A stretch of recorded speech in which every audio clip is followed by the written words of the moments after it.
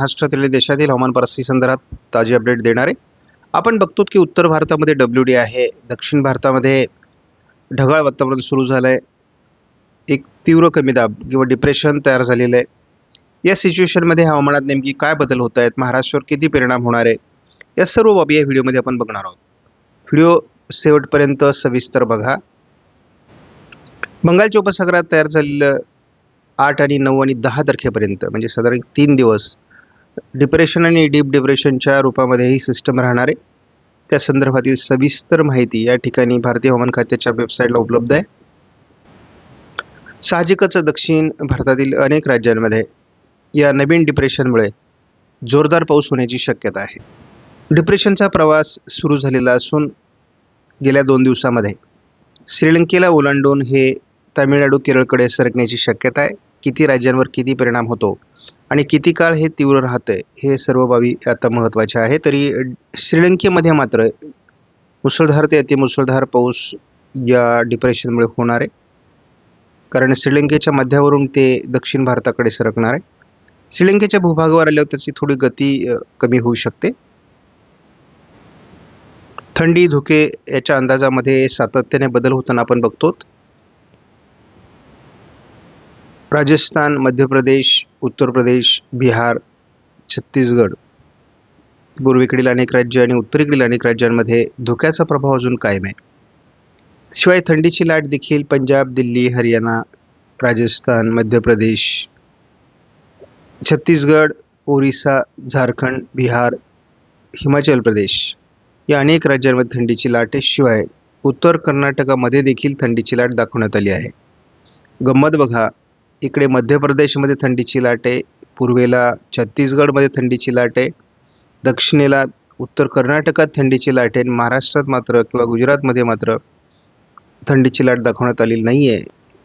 शिवाय आपण दक्षिण भारतामध्ये तामिळनाडूमध्ये आज 9 तारखेला ऑरेंज अलर्ट पावसासंदर्भात देण्यात आला आहे. पुढील 48 तासात हवामानात बरेच बदल होतील. मध्य भारतावरील आणि पूर्व भारताकडील धुक्याचा प्रभाव कमी होण्याची शक्यता व्यक्त करण्यात आली आहे. केवळ राजस्थान, पंजाब, दिल्ली, उत्तराखंड आणि हिमाचल प्रदेश याच काही राज्यांमध्ये आणि जम्मू काश्मीर, लेह लडाखमध्ये किंवा बिहार आणि आसाम वगैरे राज्यांमध्ये धुके राहण्याची शक्यता आहे. परंतु बऱ्याच प्रमाणात धुक्याचा प्रभाव उत्तर प्रदेश, मध्य प्रदेश, छत्तीसगड, ओरिसा, झारखंडमधून कमी होईल. त्याचबरोबर आपण बघतो केरळ, तामिळनाडूमध्ये मोठं पावसाळी क्षेत्र हे 10 तारखेला डिप्रेशनमुळे तयार होईल असा देखील अंदाज आहे. या डिप्रेशनचा तसा श्रीलंका, तामिळनाडू, केरळ, दक्षिण कर्नाटक, रायलसीमा या राज्यांमध्ये परिणाम होईल. परंतु तसा महाराष्ट्रावर याचा खूप परिणाम होईल असं स्पष्ट नाही आहे. त्यामुळे आपण थोडं 11-12 तारखेला काय वातावरण घडतंय का महाराष्ट्रामध्ये हे थोडं बघणार आहोत. आणि समुद्राच्या अंतर्गत भागात हे सगळं वातावरण सरकून जाणार असल्यामुळे तसा याचा महाराष्ट्रावर फार परिणाम होईल असं वाटत नाही GFS मॉडेलनुसार. सध्या तरी भारतीय हवामान खात्याकडून महाराष्ट्रामध्ये थंडीची लाट दाखवली जात नसली तरी विदर्भ, उत्तर महाराष्ट्र, मध्य महाराष्ट्र अशी थंडीची लाट आहे. मात्र या थंडीच्या लाटेमध्ये सातत्याने चढ उतार होणार आहेत.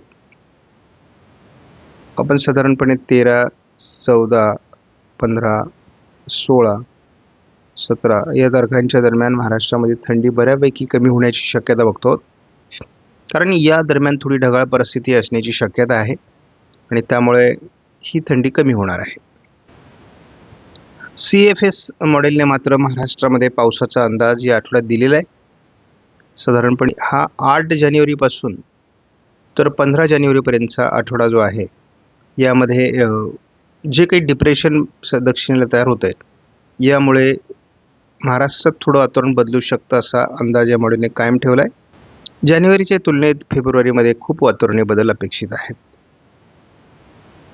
तसंच मार्चमध्ये वातावरणीय बदल होतील, परंतु महाराष्ट्रात फार पाऊस होईल असं नाही आहे.